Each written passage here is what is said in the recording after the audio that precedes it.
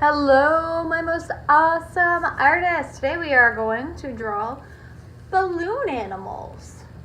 You are going to have to draw 3 of the same balloon animals, 1, 2, 3, on your final paper. But we're only going to practice it once because we're going to draw it 3 more times then. So pick one animal, one balloon animal that you're going to draw. It doesn't have to be something on here. It can be your own balloon animal that you make, but it should look like a balloon animal.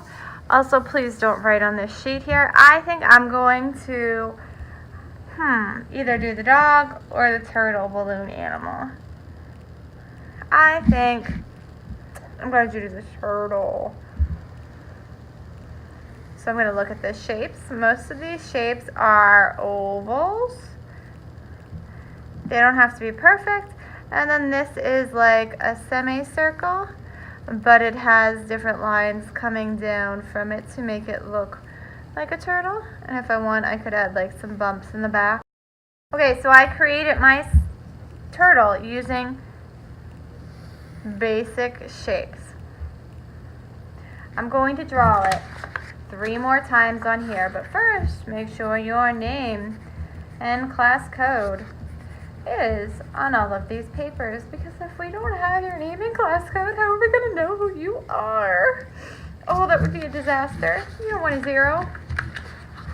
Okay, so I'm going to redraw my turtle 3 times, then I'm going to outline it in Sharpie after I have it drawn 3 times, and I'm going to erase.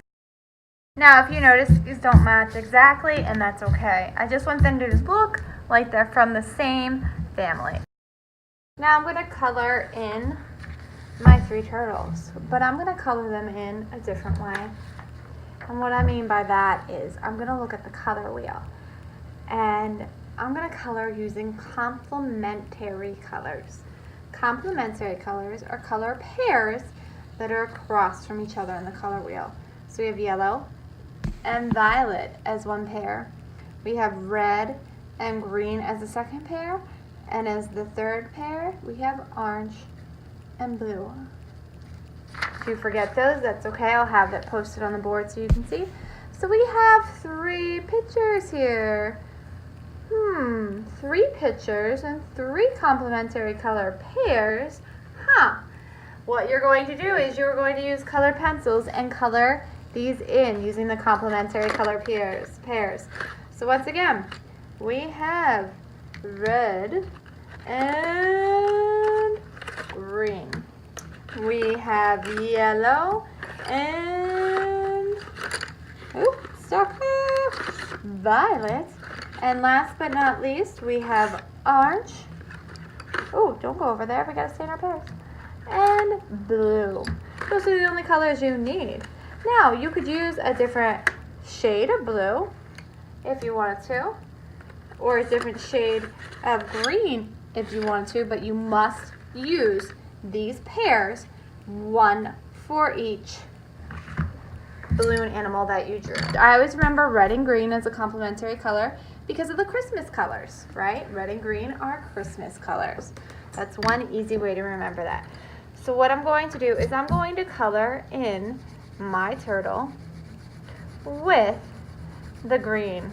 I'm not using the red yet, so I'm just going to color this in lightly. If you want to, you can outline first and then try to color going in one direction. Okay, so there I have the first part of my turtle colored in.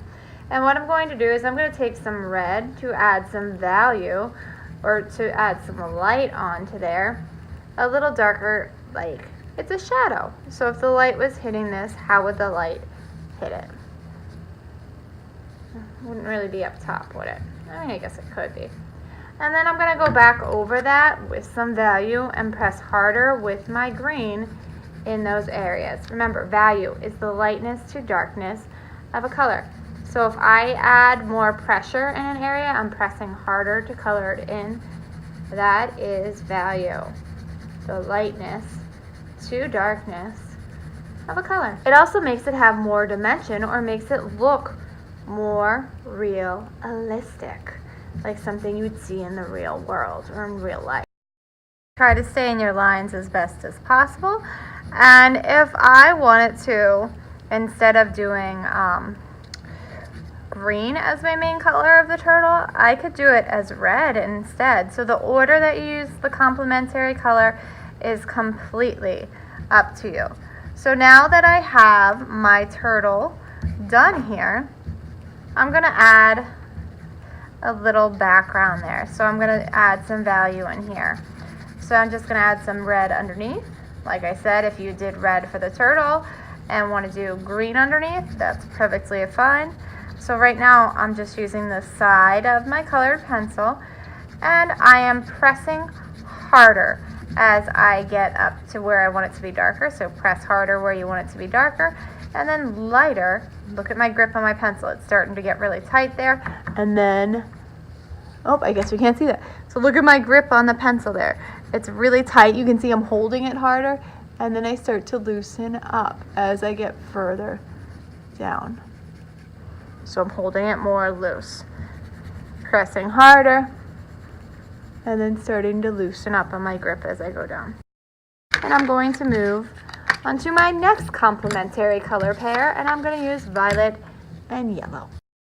Now I'm going back in and adding my complementary color pair into there to make it have a little more dimension or to look a little more realistic. Make sure you're taking your time on this and doing a good job.